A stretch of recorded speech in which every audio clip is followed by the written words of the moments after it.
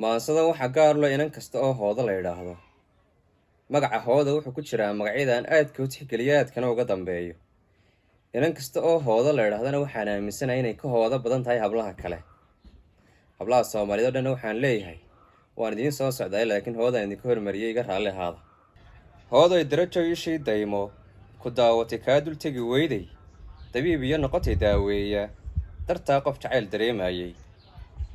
darmaan yahay dooqi iga raacay dartaa dumarkii danayn waayay kalgacal door weyn dartaa qaaday ka doogtay waxaan dibadda meeray dawada noloshayda kuu dooray dowgii guushayda kuu dooqay danayn iyo xiiso kugu doonay dantaydana kaa dhex doondoonay degmoy darma caashaq igu soortay daryeel iyo dabacsanaan keentay ii diiday inaan yar diiqoodo da'daada dartay u dacal dhaaftay hoodoy dejiyay ahaw daacad dadaal badanay lahaw daymo dabciga ka ahaw dumboqortooyo dadkuna kuga xamanin doqoniimo